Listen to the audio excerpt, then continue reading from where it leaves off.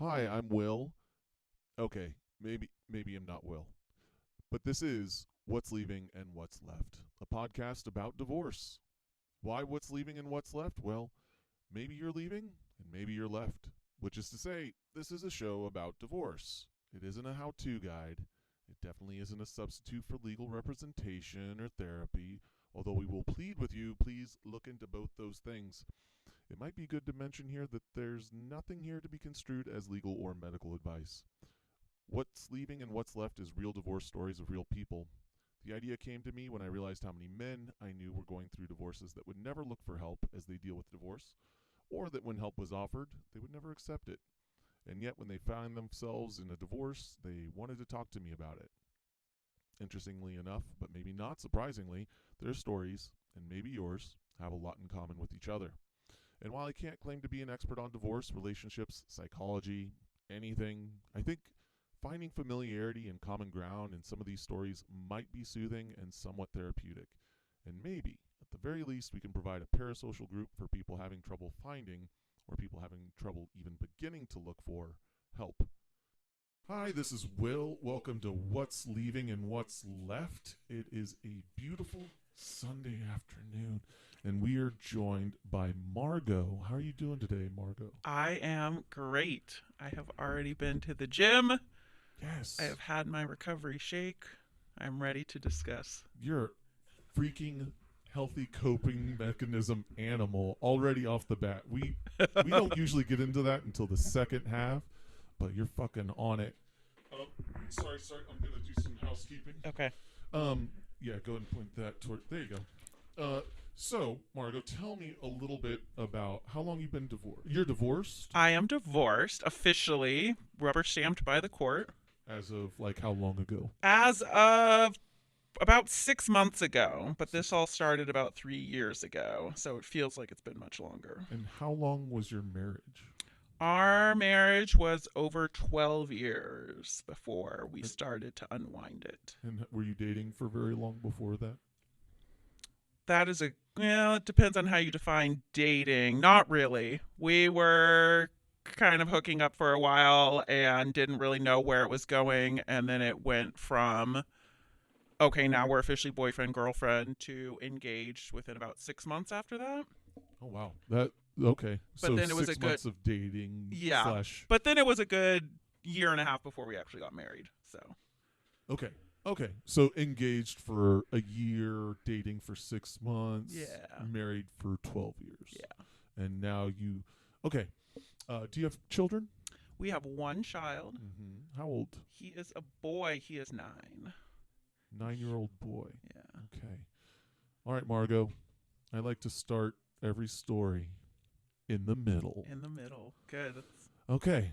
So, what was the conversation like that where one or the other of you or you both said, I want a divorce? Oh, well, I could tell you the exact specific day, but I won't, Because that, yeah, because I we're not remember things doxing like each that. other. So we had been distant from each other for a while. I could feel that separation. Emotionally? Emotionally distant. I knew that he was unhappy with some things.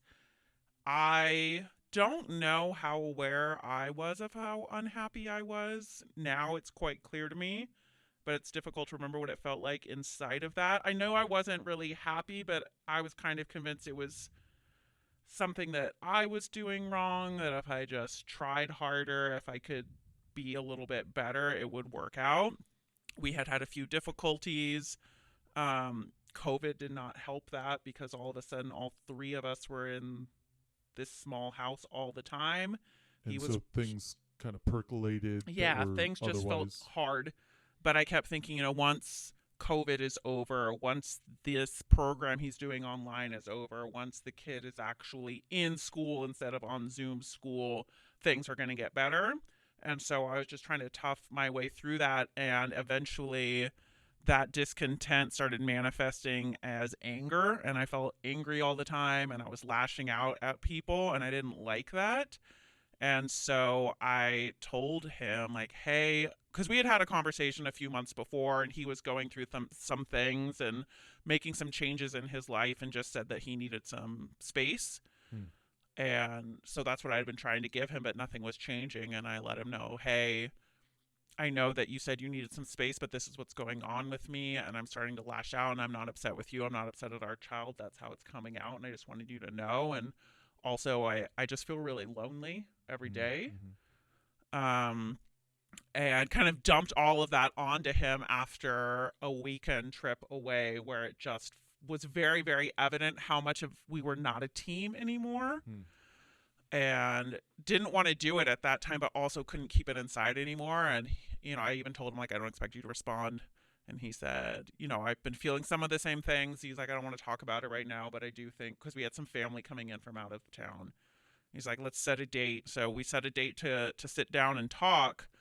And I felt really good about that. I made some notes about things that I wanted to say. My thought was the conversation was going to be, hey, this is why I'm unhappy. He would say this is why he was unhappy, and we would figure out how to fix that. When we sat down to have the conversation, his opening line was, I want a divorce. Because he was certain. And I tried a lot of things. I tried to dig into the reasons why, or give options on things that we could do. And at that point, he was so decided that there was no conversation to be had. So this was a conversation that you both knew was going to happen. You had planned to have this, but so he had likely prepared that opening salvo. Yes. And he seemed very surprised that I was surprised. I thought this was going to be a conversation about how do we fix this? And he approached it as, we're going to have a conversation of how we get out. And how did you take that? Not well. Mm-hmm. I was I say that I told a lot of people that I was blindsided, which is not entirely true, because I'm not surprised that he said that. I am surprised that he was so unwilling to look at any other options. And despite how disconnected we felt, I never would have ended the marriage, and I would have fought for it. And so I felt very hopeless in that situation. So that's interesting. I want to dig into that. Despite how disconnected you felt, and that there was unhappiness and a feeling of not being supported, you would have fought. At the time, I would have fought for it, yes, because I grew up with divorced parents. Mm-hmm. I did not grow up with that desire to be married and have kids like a lot of people do. It wasn't until I met him that I was like, okay, yeah, that is now something that I want. Mm-hmm. And when we did have the kid, I never wanted a broken home, in quotes, for my child. Mm-hmm. And so my approach was, you stay in it for the kid. Okay. And you stay together. And also, I had a lot of doubts about my ability to survive on my own. And was terrified. Like, one of my very first thoughts when we were going to split up was, who do I find that's going to take care of me now? Oh my gosh. Because I was so used to letting him make all of the future decisions, the financial decisions, the planning. And did you have a career? I had a career. My career was never, I always felt that my career came second. He still has a career that he's very passionate about and very good at, and it's a very lucrative career. Mm-hmm. And my thought was, I take the back seat. I raise the child. I play the supportive role. And you were good with that? I did not think I deserved to have a leading role. That is a remark of somebody who's done some fucking work on themselves. Done some therapy. I know it's very interesting to talk about, because I know that those things were true at the time, and I know I did believe them, and it's sad to me now that I had so little faith in myself, because it's changed so much. Okay, so you're saying these things not because you agree with them, but because you're able to look at this version of yourself. Yes, I know I believed them at the time. Yeah, and you're like, no, I get that this lady thought this. Yeah. And it was also a situation where I don't think that this was intentional on his part, but there was a lot of gaslighting and other things going on to kind of confirm my belief that I wasn't capable of taking care of myself or making good decisions. Can you? I think this would be useful for other listeners if you can maybe. Can you share some idea about what that Hmm. looks like? Yeah. So I was undiagnosed depressed. I've since been diagnosed. I'm now on antidepressants. I always knew that I felt like there's something wrong with me. I can't just be happy. Hmm. He later shared that he felt a lot of pressure to make me happy, which Hmm. you can't do for another Yeah. person. That person has to do it for themselves. And so, him having the very lucrative career, being very sure of where he wanted to go, how he wanted to live his life, and me being so unsure. I worked in a number of industries, I had done different things, and none of them had quite worked out. So, I always felt that I was not doing it right. Right. Yeah. And so, when I would get frustrated with that or upset, and I didn't know how to self soothe. I didn't know how to talk myself through that. I would turn to him to like show me that I'm still a good person. I'm a good wife. I'm a good mother. I'm a Mm-hmm. good at anything because I doubted all of that. And he would get very frustrated. I remember, we had been in counseling several years prior. And in the sessions, it was very helpful. I told my friends it was very much like having a translator because I would try to say things and she would explain it to him in a way that I wasn't able to. Mm-hmm. And also helped me to see some of the things that I was asking for. Now, one of the things I've realized also is that I didn't understand what my needs were and didn't feel like they were valid because I was like, well, I'm not making enough money. I'm not doing a good enough job, so I need to I can't ask for anything. I need to put all these other things aside. Hmm. And Yeah. what one of the You're. things we did in counseling was the love languages, and mine is words of affirmation. And I remember at one time like asking him for words of affirmation, and he said to me, "What, you want a gold star for being an adult?"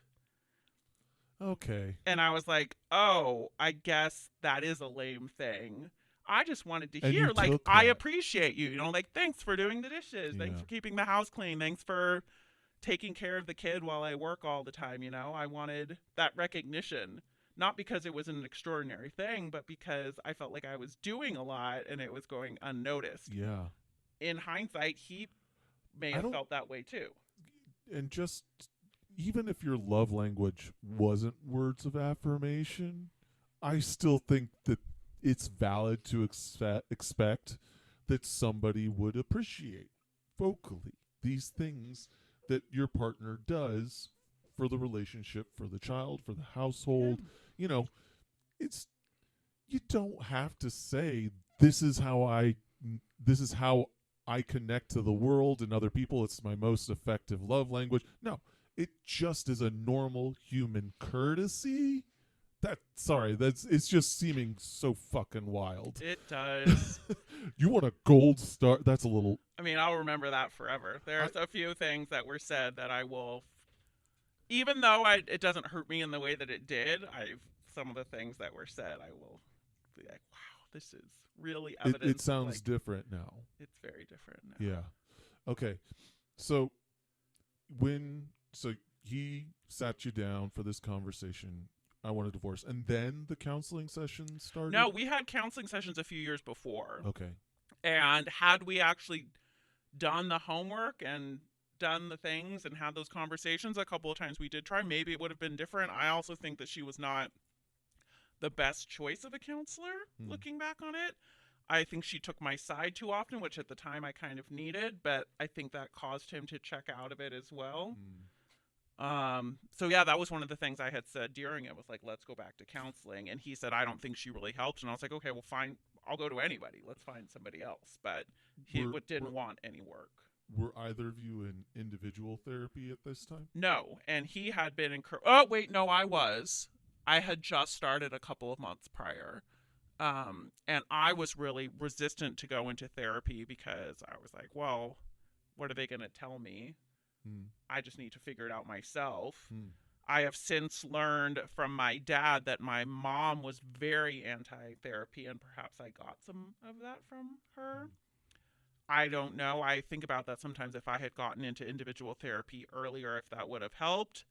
I've even talked to my therapist about that, and she has told me, like, hey, if you didn't think there was a problem earlier, Hmm.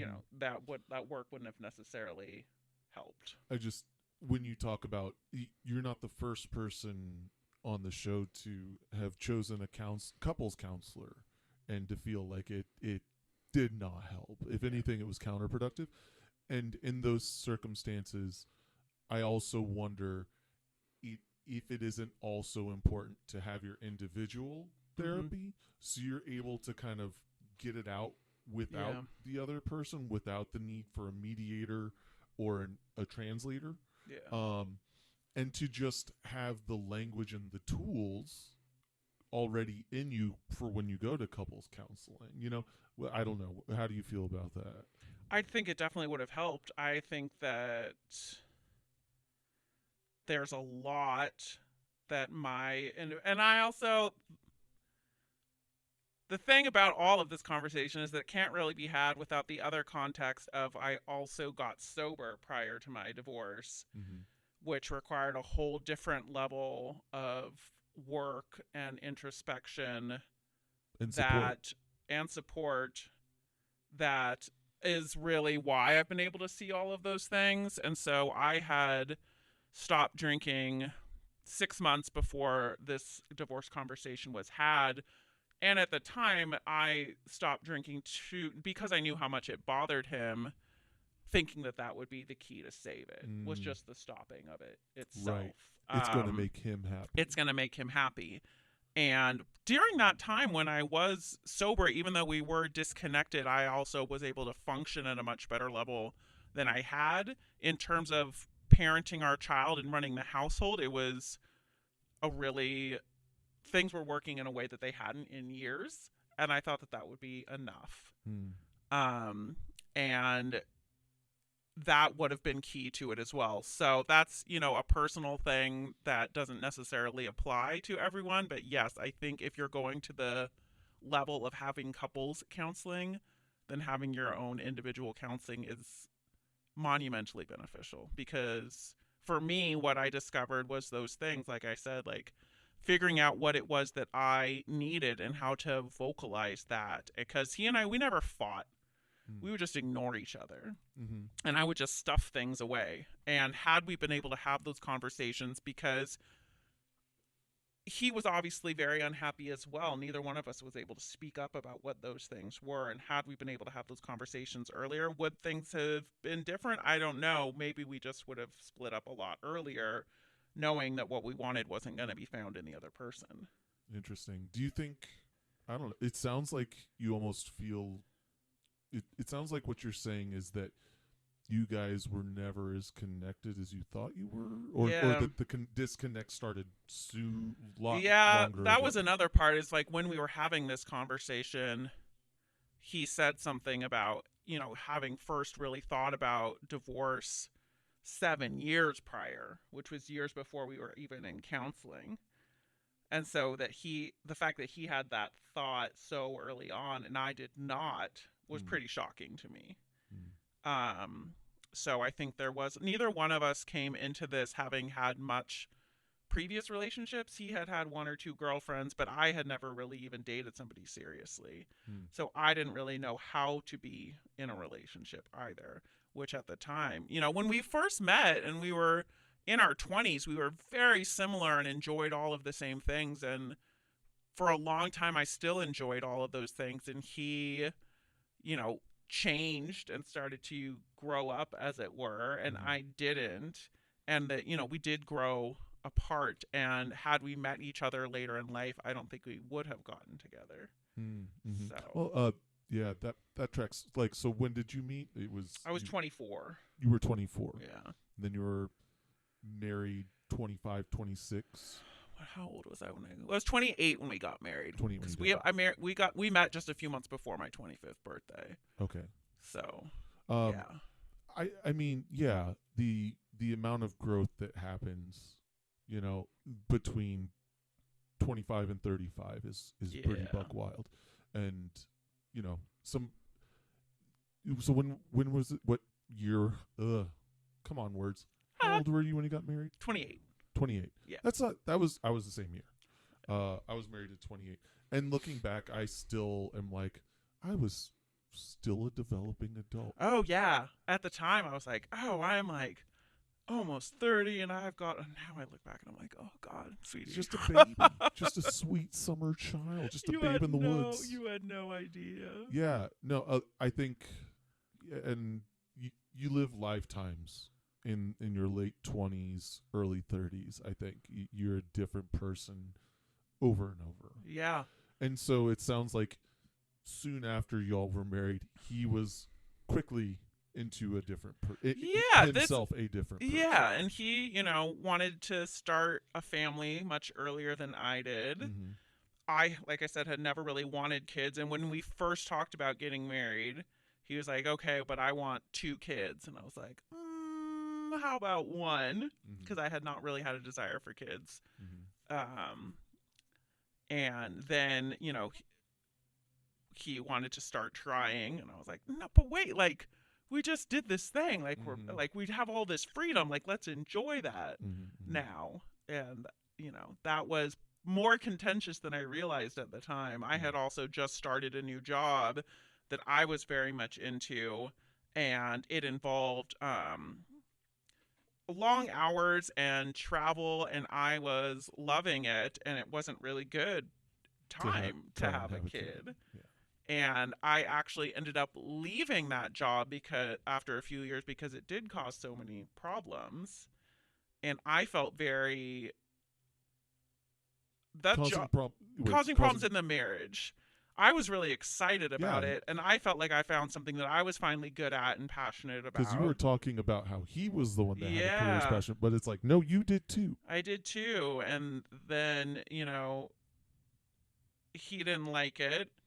And I ended up leaving that job to appease him. Wow. And then almost immediately afterwards discovered I was pregnant. So it was a huge identity shift for me to go from this job where the job had its own drawbacks for sure, but I was thriving in a lot of ways. And then to all of a sudden not have a job for the first time in my life, and to be pregnant with a kid where I was not entirely sure that I was ready. Yeah. I said I was ready, but I also had heard, it takes months and months to get pregnant, not immediately. And then I was kind of listless and, alone because he was at work all day. And I was like, well, I'm pregnant and I can't spend any money because now I'm not making any money, and I need to be this homemaker, and that's not who I wanted to be either. That's come up too, is the idea that there's a lot of roles that feel impressed on us. Like, I have a kid, now I am a mom. That's the end. There is no career woman left. No. There I am married, now I am husband. Yeah. I've checked the final goal on my list of to-dos. Right? There's no further achievement that I should seek. Yes. Right? No, that's interesting that you say that, because I was always very achievement driven too. It was like, do well in high school to get into a good college, do well in college to get a good job, get married, have a kid, buy a house. And I was like, okay, I did all those things. Now what? Yeah. What do I do next? Yeah. And especially as somebody who doubted herself and needed to be validated by others, like, I couldn't get graded anymore. I couldn't do things anymore. Like, how do I know I'm doing the right thing or doing a good job? We're used to like this external validation, either by seeing other people doing the things we're now doing. Yeah. Or somebody actively telling us, you did the right thing. No, it's a challenging part. Now, would you say that, you say you struggled with depressions? Yes. Would you say that is tied to leaving the career? Is there a moment that you might be able to, or no? Is it I kind think of it like was it was a lifelong thing. Okay. I mean, I can remember having suicidal ideation at 11. Oh man. Which is not normal. At the time, I was like, oh, this is like, people are just unhappy and this happens. Right.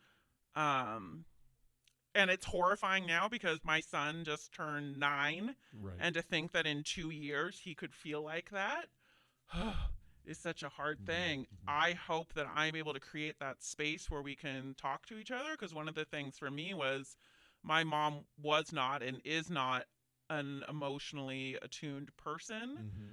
And so I didn't think I could talk to her about things like that. And when I did, I never felt like she understood. And it's interesting because I have found old journal entries from about that age where I'd even said things like, and I can't tell mom about this. Huh. And so, what another thing I learned in therapy is that my mom and my ex husband are very similar. I don't know if you've done any discussion on attachment styles here or Sure. if No, anybody has plenty done actually. Yeah. attachment style work, but they're both avoidant attachment style, and Mm-hmm. I'm anxious attachment style. So I'm like, please, please, please Mm-hmm. love me and tell me you love me. And the more that I chase that, the more they're like, good God, woman, Can you like, can you chill? exactly? Why? And You're so with so both of them, I'm needy. like, okay, so if I just stuff all these needs away and I just pretend like I don't need it, then like they'll be They'll happy and come back. they'll come They'll back. It'll run be back work. this way.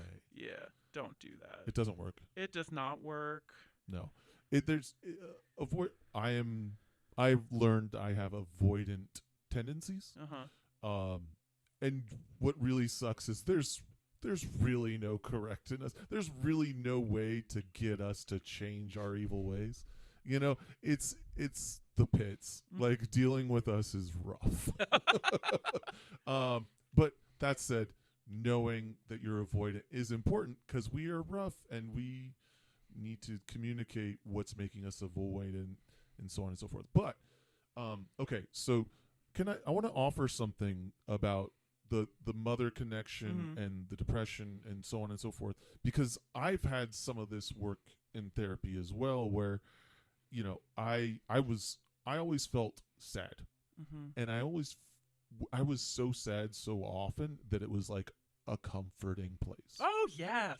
That Mm-hmm. sound familiar? Like it's like Mm-hmm. a Yeah, warm. yeah. There's somebody used the term one time that they would wrap themselves in the warm blanket of misery. Yeah. And it resonated so hard with me because I was like, yes, like I know how to be sad. I Yeah. have such a good sad playlist. I have sad movies. I know how to sink into the sadness. And for me, there was a lot of good sadness coming from being Protestant and a lot of like, I am a worm and you are great theology, right? So there was a lot of already very self deprecating, browbeating kind of behavior. And what I've learned is like, I thought I was just sad. And um, my mom, I think, has depression as well. And so I talked to my therapist about that, and she's like, you connected with your mom. Your mom was the parent that you really connected with. You knew your mom was sad. Kids will choose connection over authenticity. Yes. So I was choosing to not be the real version of me, which is a happy go lucky kid who's Yeah. very much in love with a lot about life. And when I'm around my mom, I choose to be sad because I can connect with mom who is sad. Mm-hmm. And so I would sacrifice that for the connection.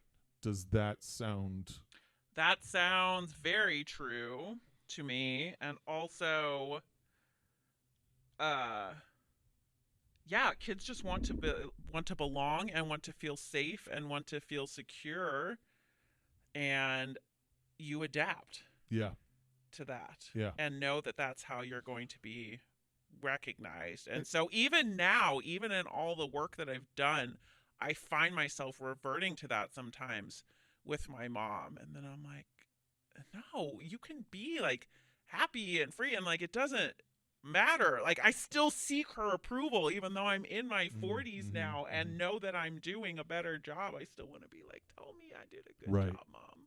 Yeah.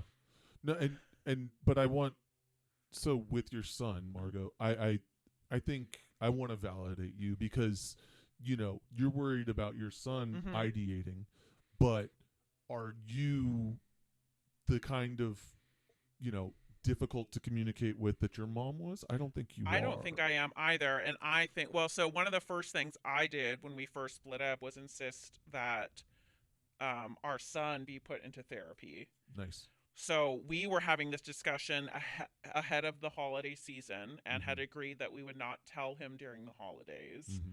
Mm-hmm. Whether or not that was the right choice, I don't know because children are very intuitive, and I know he picked up on a lot of the discontent that was going on. Sure. Um, but that was one thing, and I'm very glad because he did have somebody to work with and to talk about feelings with, and I am very open with him now too. Mm-hmm. And I've been vocal with him about my depression, about my sobriety, and about things like that. I still see that come up for him. There'll be times where my depression still comes back, or times when, because one of the things about my depression and when I was still drinking a lot is I would just be asleep on the couch and be like, all right, he's going to be watching a movie or playing video games, and I'm going to be asleep on the couch, but it's okay because he's safe and he's Mm. entertained. Oh, sure. Mm. So there are times now where if like I've had a late night, which is not often, or I haven't slept well and I'm a little bit tired, I can see his anxiety come Mm. up and Mm. he's concerned about Sure. me, and I make sure to verbalize like, hey, like this is why this is going Right. on, and I try to discuss things with him. And one of the most interesting things I heard in parenting podcasts was like, when your kid comes to you with something, is to be curious about it instead of like if he want. So we had an issue where he wanted to quit this sport that he was Mm. playing, Mm-hmm.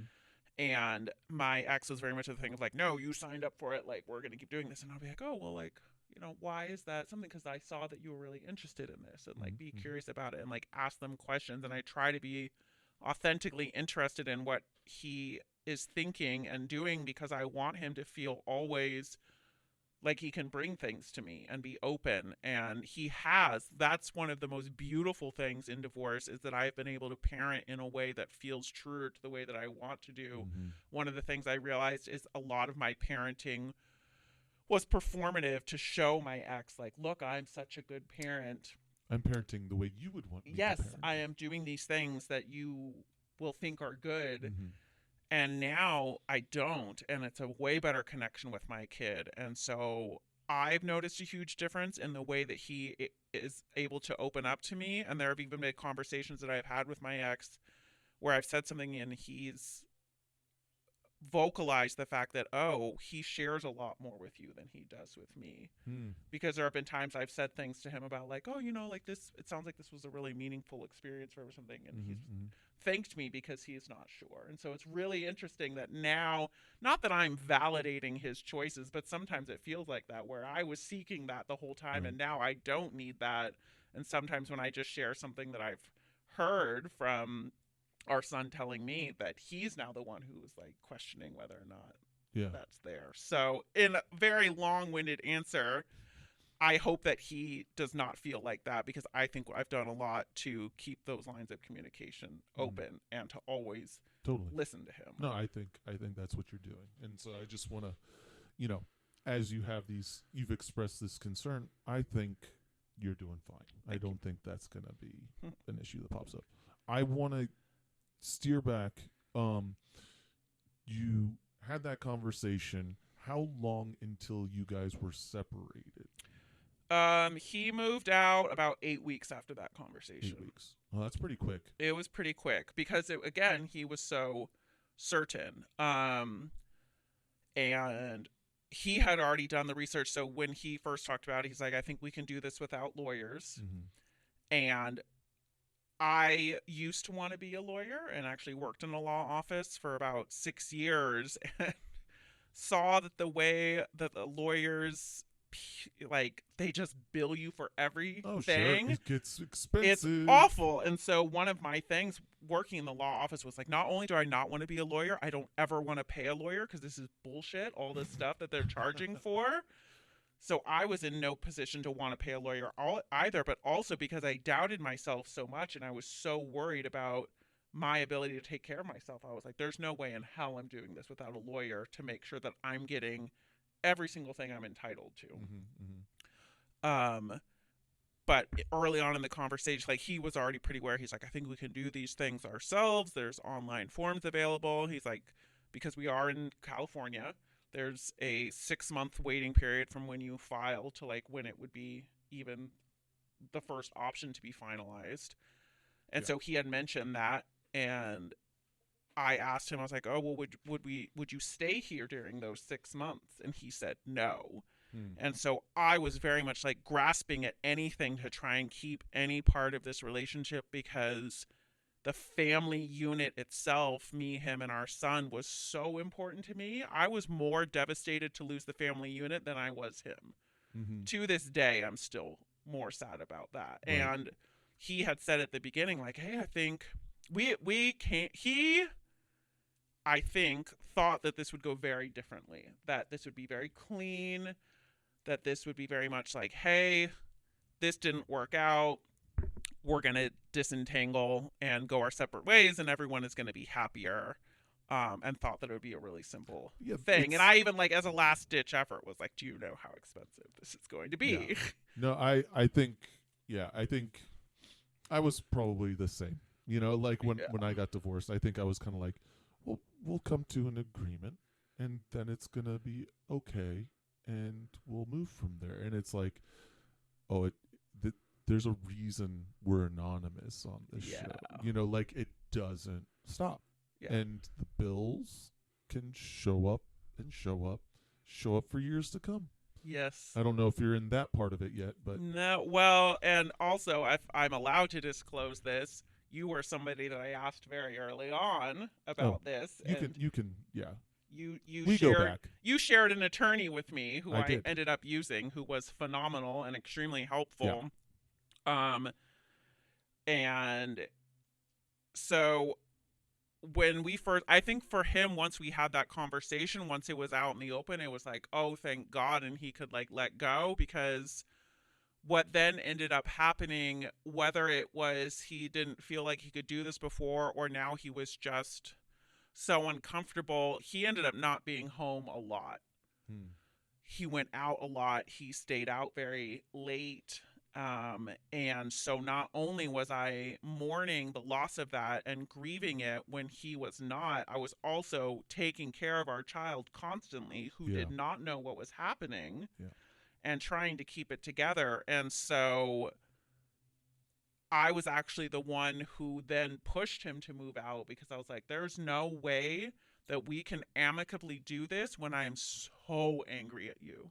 Like, you have to get out of this space. I cannot see you every day. I cannot see you staying out late every night, and resolve this in a peaceful manner, because I just feel so angry all the time. Right. And so I had planned a trip for my birthday, and he moved out during that trip. Okay. And I came back from the trip, and he was very much like, hey, I moved out, so like, can I have this frying pan and you can have this one, and I'm gonna take I had just Ubered from the airport, and we're talking about this. And so, but do you think that was malicious, or do you think it was I think it was oblivious? Honestly, like, outside of this, he's not, just like my mom, not a very emotionally attuned person. It was just like, oh, cool. Oh, cool, you're back. Let's have this conversation, because I didn't want to bother you on your trip, but now I can ask you how many forks you want.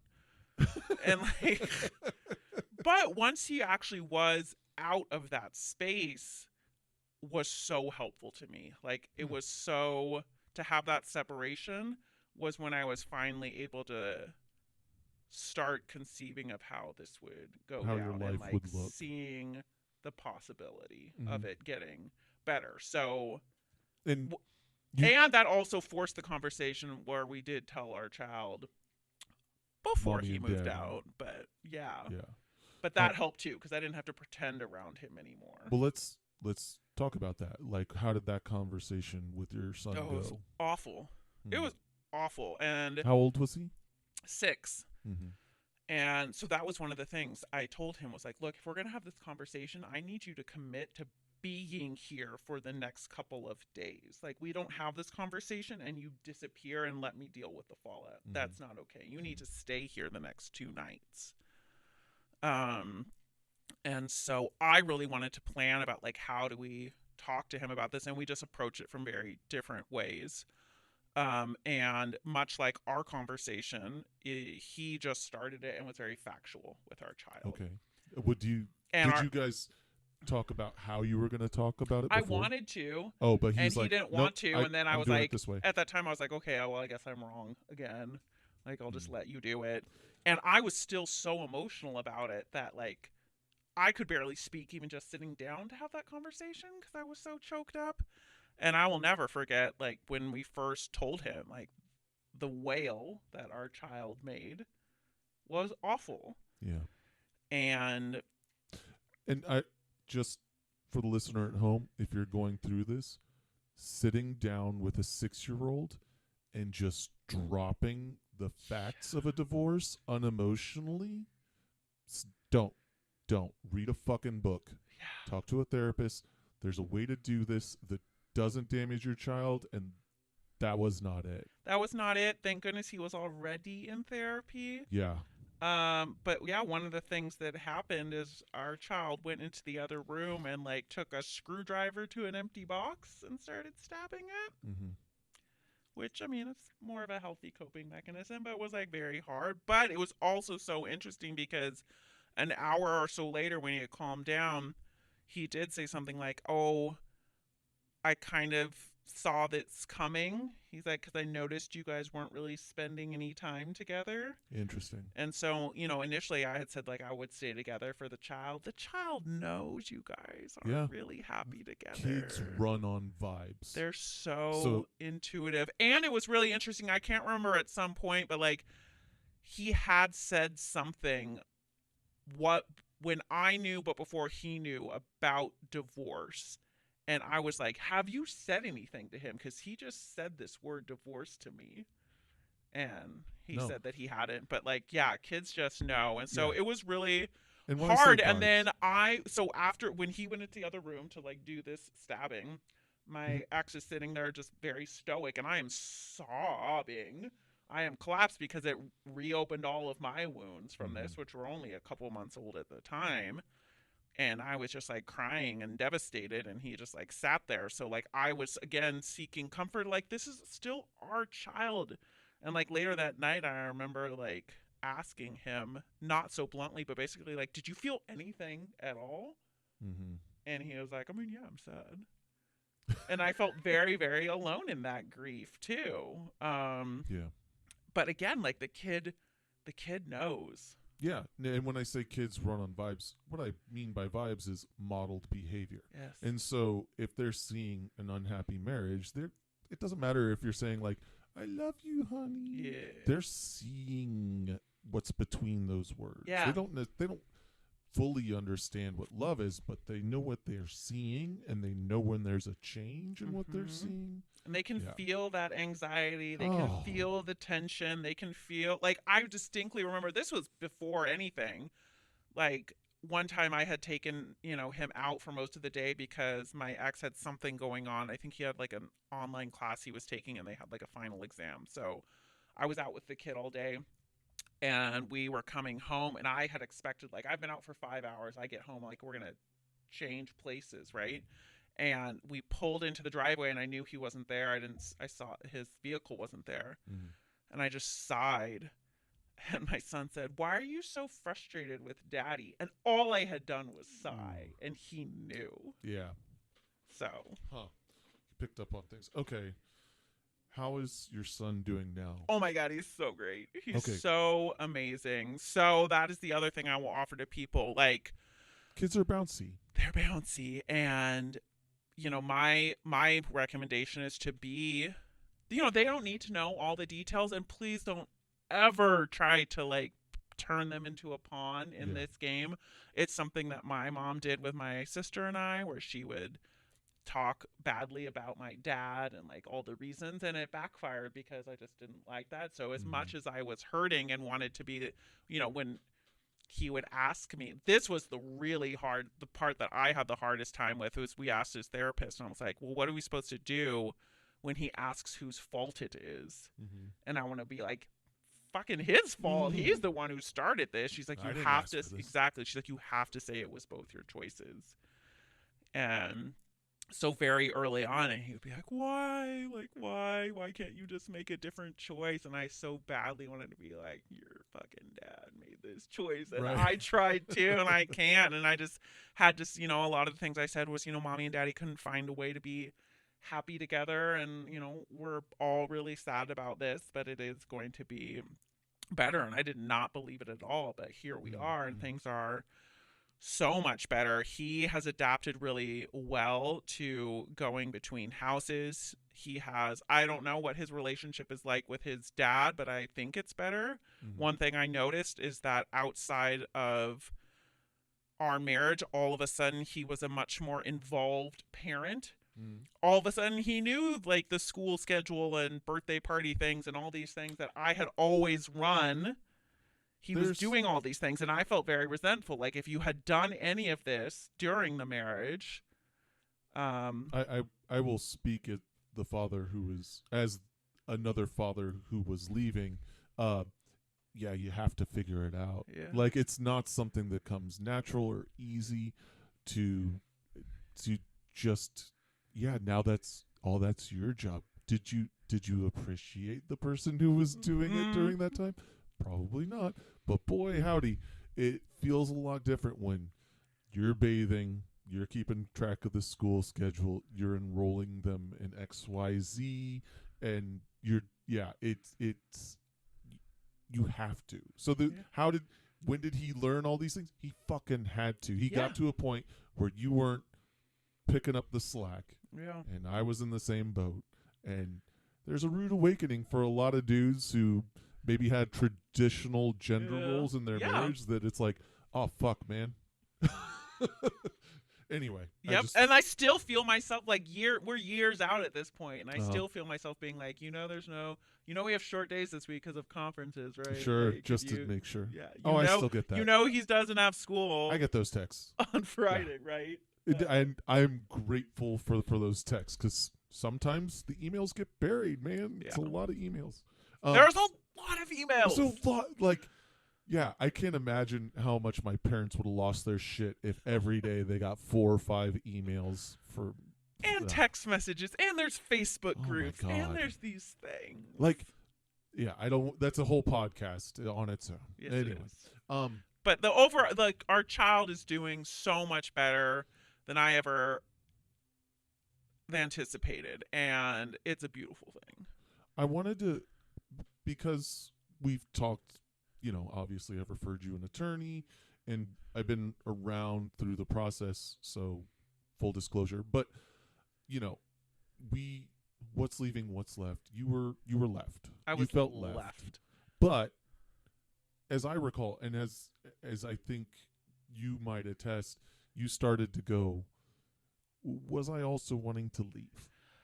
I feel Yeah. like pretty soon after he moved out, like you said, you were in a happier place, you were better able to parent, and then there was this kind of like, oh, Yeah. I don't know, like I was unhappy all along Oh, too. yeah. So that was one of the things that I realized is like, part of the reason that I was drinking, part of the reason that I couldn't ever get out of my depression, part of it was like I was so unhappy in my life and I didn't know it. Mm-hmm.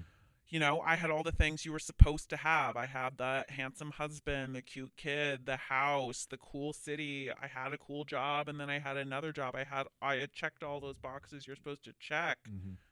Life still wasn't good, and it's because I was pursuing these things I thought I was supposed to want and pursuing the things that he wanted instead of what I wanted. And I Mm. didn't know that until, because geez, that first week when our son went with him and I was alone in the house Mm-hmm. was the first time I had like had time to myself in like 5, 6 years. And I was like, what do I Who am I? do? Because even, he w- would have no problem doing things on his own. I'm going to go, play golf for 5 hours, or I'm going to go to this thing. And I would always be like, oh my God, can I maybe have lunch with my friends for 1 hour if I promise to be back? And that isn't something like he did verbally encourage me to go do these But it things, but felt I bad. always felt like I wasn't able to. Mm. And so when I first had that time of like, well, what do I want to do with my time? It was also a question of what do I, Margot, enjoy? Not like me, the wife, not me, the employee, the friend, the mother, any of those things. And that was a revelation to me. It was really sad at the beginning because one of the things that I had gone through in my recovery group was like, they were talking about what things bring you joy in Mm-hmm. sobriety, because we're so used to just like drinking and drugging and whatever. And I was like, I don't know. And that was so sad to be like, I Yeah. don't know what brings me joy. And that's what I've been able to discover in that. And, my son's dad got into a relationship very quickly. I thought that I would be the one because, again, I was like, I need somebody to like Because you're a to babe. take care of me. But I took a solid year before I even tried to date, and I'm so grateful for that. And still, like, the times when my kid goes back to his dad's and I'm in my quiet house all by myself, it's not lonely anymore. It's Right. glorious. It's solitude because it's like it's peaceful Mm-hmm. and it's what I want. And it's like a calmer, simpler life. Like I'm not pursuing, like, I must have this 401k and these vacations and these things. Like I'm fine having less, Mm-hmm. and it's so much Yeah. better. But I didn't know that. I thought I wanted all these things, and like that's why like we never had enough money. We never had enough things, and now I have way less money, but I never feel like I don't have enough Right. because I want less. Mm-hmm. I don't go out to eat. I'm not I don't care. You're feeling less of other people's voices that Yeah. were never probably there. That were never probably there. It was just Yeah. like, oh, you have, like, what do you mean you're not going to the Maldives this summer? And like, what do you mean you don't have like this, I don't know, Stanley Cup and all of these things? Like, I don't care. When you And- said Stanley Cup, I'm like, why do you need to play hockey? Oh, the Stanley mugs. Oh yeah, the Stanley fucking- mugs. Yeah. Don't care, and have found things that like I never would have had the time and the space to discover the things that truly bring me Mhm. happiness, Mhm. or where I feel most like myself, because I didn't even know who myself was. So when you were by yourself, it was noisy Yeah. in like your mind with a lot of like, why you're supposed to be doing something. What do you do for fun? You don't know. Yeah. And then it's like you start to know yourself, and oh, it is actually peaceful when I'm by myself. It's really nice. Yeah. Like So- one of the things our kid's therapist said was like, don't change the one of you that's going to stay in the marital home. I know it's probably really tempting to like change everything, but like that's a source of comfort for your Yeah. kid. Keeping things similar. And so I did change our bedroom because it was now mine. I Mhm. changed that. I did some other things, and I've slowly done other stuff or things around the house. I didn't for a while, but that was another thing. Like I come back and this is my sacred space. Yeah. Like when I first started dating, I was like, nobody comes to the house, nobody comes to my bed, nobody stays over, and I have My relaxed on energy some is of this. protected. But yes, it was very much like my energy, and like this is the space for me and my Yeah. kid. And I'm really glad that I took all of that time, because that's where I felt like I did a lot of healing work. Mm-hmm. And so that would be not, if anybody is in the place of contemplating divorce or first getting into divorce, whether or not you want it, that alone time It's for me was immensely valuable. Sure. I hear that that's from a where lot I'm of able to like divorces. see that separation and see that other woman. Had Mhm. I not taken that time, I don't think there would be that much of a difference. Yeah. No. What I talked about on a previous episode is this is something I got from like a theological book of some sort, but it was the idea that if you can't be with people, you need to go be with people. If you can't be by yourself, you need to be by yourself. Yeah. Like if you are constantly, at home alone and you're like, I can't be, I got to go do something. Mm-hmm. I got to find people. It's like, why? Where's the noise coming from? Really like know yourself and really be comfortable with that person before you throw yourself into another person or Exactly. several other people. Yeah, no, I to back to your point about being in the sobriety group and what do you do? When I started dating around, I was on the phone with this girl at the time, and she's like, "What do you do for fun?" And I was like, "Oh my god."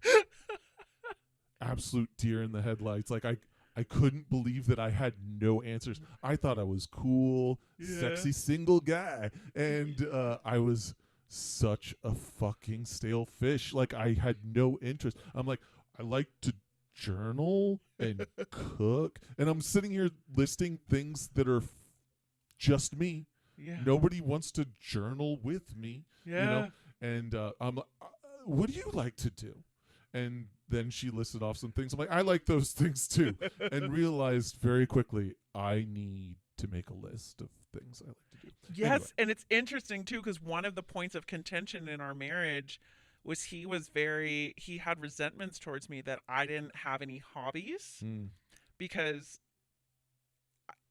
I think in his mind, because I didn't have any hobbies, I wasn't that interesting, or I didn't know like how to entertain myself, which was true. But also my part of it was like, when would I have any time for hobbies? Oh, there I you go. do all the things. When I'm Yeah. not working, I'm parenting and all this stuff. Yeah. And now that I do have things that I enjoy, I'm like, right, these are essential parts of like knowing who you are and having enjoyment You out love of life. being on podcasts. I love being It's on your new- podcasts. And new like hobby. the other part of it is like the things that I do enjoy.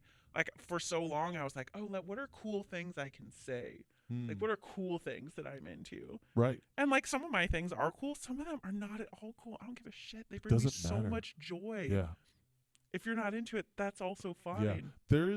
There's a common thread in marriages, especially as people grow apart and or are married very young and are just becoming different people. Like this idea that you have to suppress this new blossoming part of you. I have interest in these things, and the other partner's like, I thought you would have outgrown this shit, kind of thing. Yeah. And maybe like feeling a little judgment that turns into resentment. Resentment is divorce. Ugh. Every fucking time. Every time. Anyway, Resentment.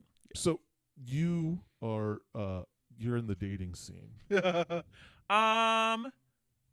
Sort of, yeah. Okay. I mean I presented it as an answer. Yes. I was kind of questioned, but what are some, I mean, number one, what are some healthy coping mechanisms or unhealthy that you've adopted since being divorced? Uh-huh. And what are some things that you're doing to ensure in these, as you meet new people, you're not repeating the mistakes from the marriage? Yeah.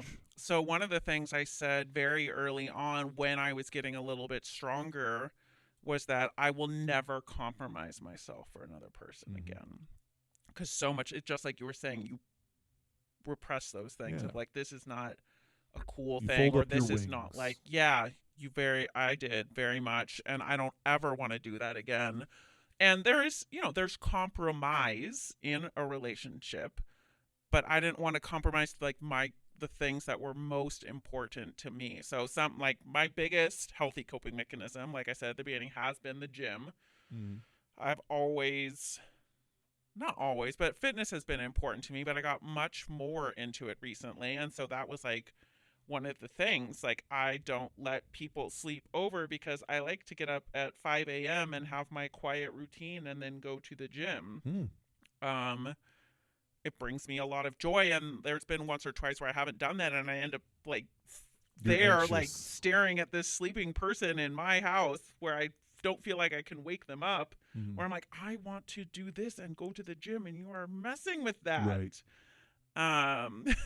And so that has been very good for me. And I've also gotten very good at doing things on my own. Like I go out dancing by myself and I'm sober.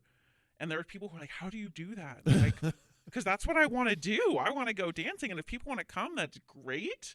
But if they don't want to, I'm not going to not go. Right. And I've traveled on my own. I've gone hiking on my own. I'll go places on my own. I'll be like, this sounds cool. I think I want to try that. I've tried rock climbing and hot yoga, and I'm waiting for this to turn into a Tim McGraw song. I know.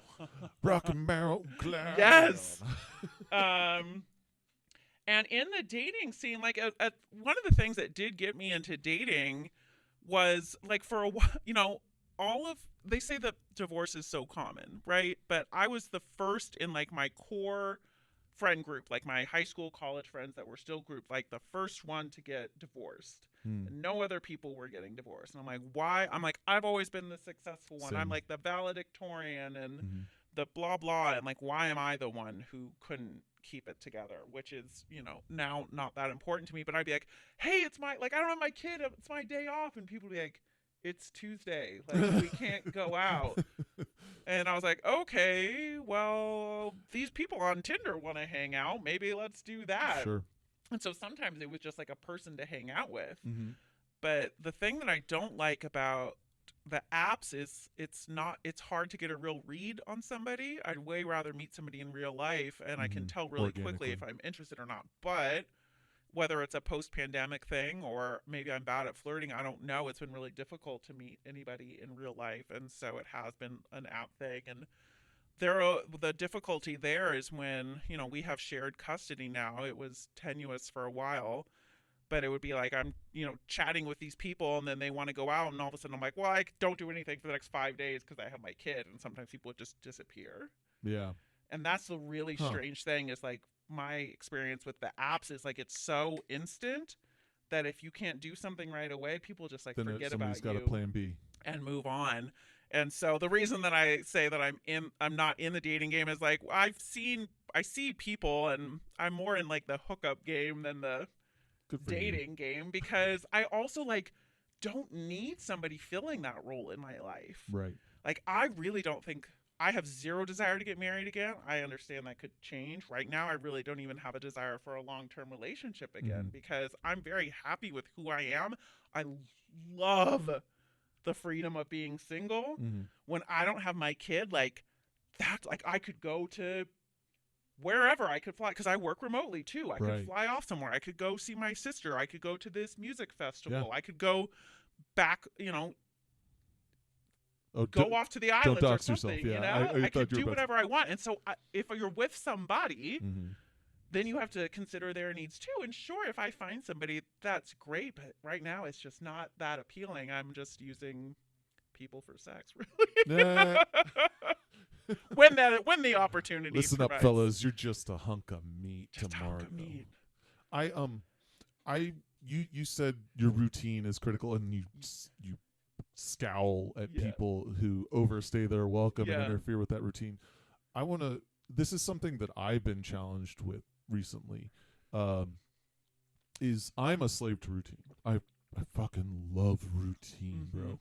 And the big problem with being a slave to routine is that you never leave the routine. Yeah. And what I've realized is it has kept me from setting goals.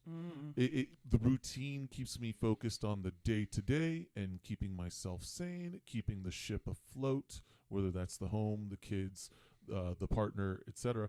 But in terms of getting out of that hamster wheel, like, which at my age I need to start considering, I have a hard time seeing a longer the horizon, the timeline way out there.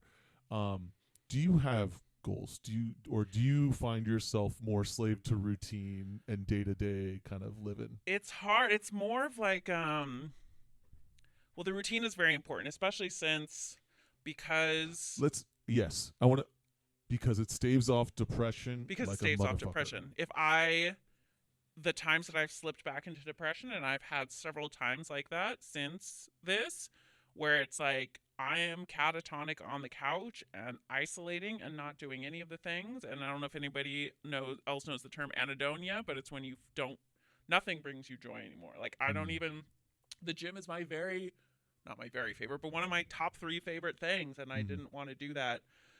And I shared that with my therapist too, because I was like, look, like, I like my routine, but it feels very constricting, because if I don't do those things, it all falls apart. And so what it's really been is like, well, what are the key things? Like, if you don't do every part of your routine, what are the parts of the routine that you have to do? One of them is a consistent bedtime. Like, I always thrived on how little sleep I could function on. And that's not a great look. It's not a great look. Like, once I learned how to sleep through the night, like, getting a good night's sleep is essential. And if I don't sleep well, I have to be really gentle with myself the next day, because I will burn out. And the other problem that I had was, I changed almost everything in my life after the divorce for a number of reasons. And one of the things, I'd always worked hard. I'd always been a workaholic. I'd always been proud about how much I could work, just like how little I could sleep.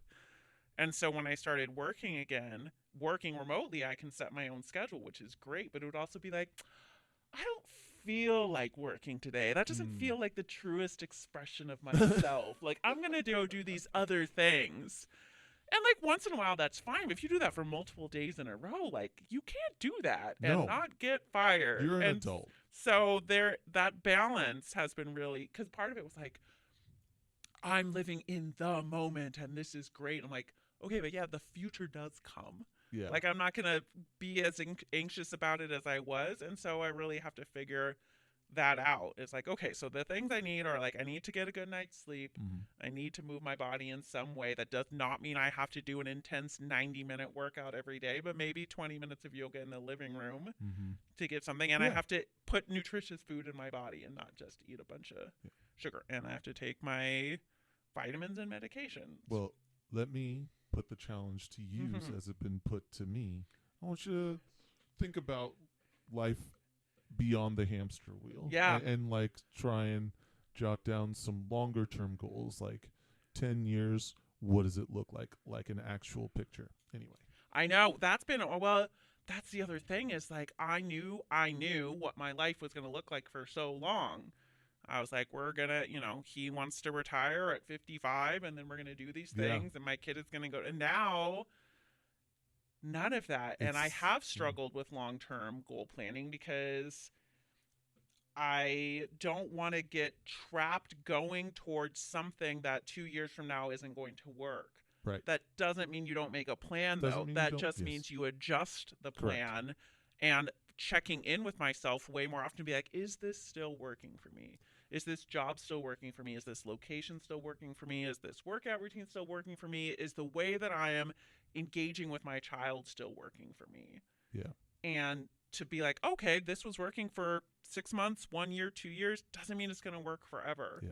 Like the beauty in impermanence is really interesting. Like it's scary because I just thought like, oh, you do these things and you follow this path, but when you open it up and now there's 50 paths, it can be overwhelming to choose one. Yes. But you can always get off one and go onto another path. And that's okay. And so I think this has turned into, I think, number one, thank you for sharing your story. I feel like we're having a relationship discussion almost. And so transitioning into that part of the conversation, what I've found is being on the hamster wheel, not having a goal, I'm much more controlled by my whims, by feelings, chasing a certain feeling. And it's like, well, I don't know, this one will make me feel good right now.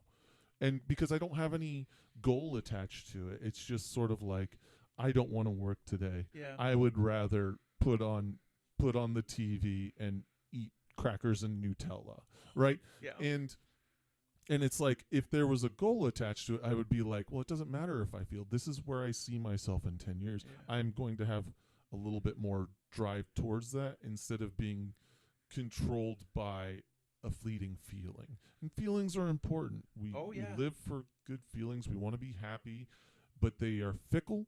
And so I feel like having a goal keeps your feelings aligned with where you're going instead of steering you off course. Yes. And I think that's where, have you done any core values work? Not really, but I was going to say having shared goals, like going into your future relationships. I think a lot of people get into relationships without knowing each other's goals. Oh yeah, is that where you're going? 100%. No, I think we definitely did, and that was the other thing. Much like the question of what brings you joy, when we did work in my group, like what values are important to you. I literally Googled what is a value. Oh wow. Because I was like, what does that mean? What are the answers? Like, give me some options. And so Brene Brown she just returned to her podcast, I guess, but she was off it for a while. But she had this one podcast episode about values. and there was a worksheet attached to it. I love her. She's a fantastic resource that I would recommend if you want to read any of her books. But she had one where there was like I think 100 listed on this paper, Mm-hmm. and she's like, the work is you narrow it down to the two that are the most important to you. Mm. And what she recommended was going through and just immediately crossing off all the ones that like didn't immediately Yeah. resonate. So then you're left with like 40, and then you keep narrowing it down and you keep narrowing it down.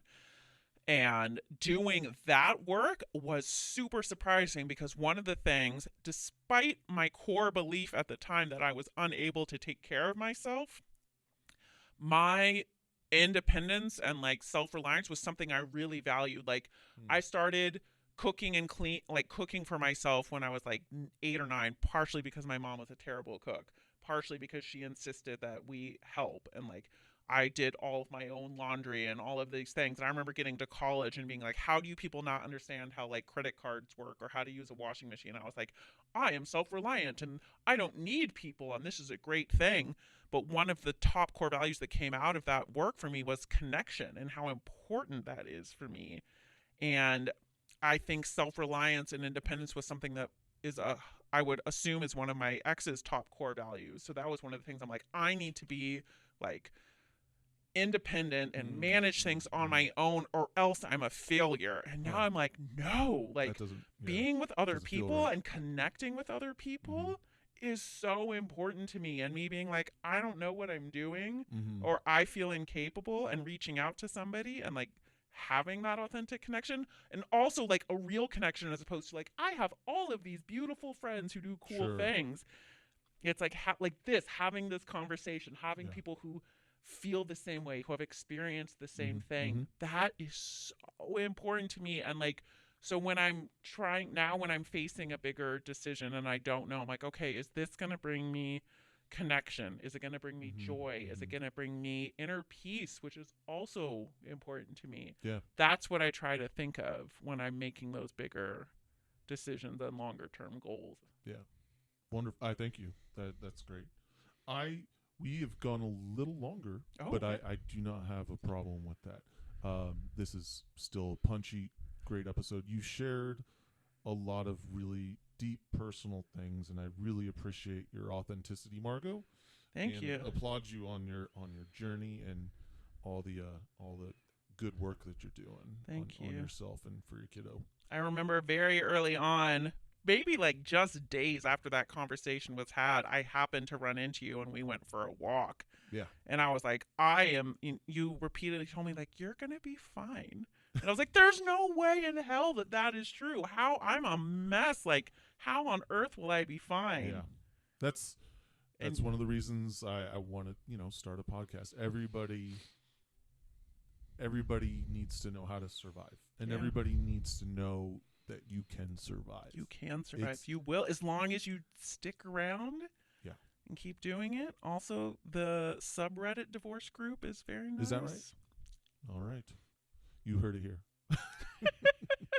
Margot, yeah, any closing thoughts for our listener other than subreddit? Subreddit. No, my the most valuable thing my divorce gave me was the opportunity to get to know myself again. Yeah. And I did not realize how lost I was. I get chills even just saying it right Yeah. now. And figuring out who you are outside of all the roles that you've been playing for me changed my life Yeah.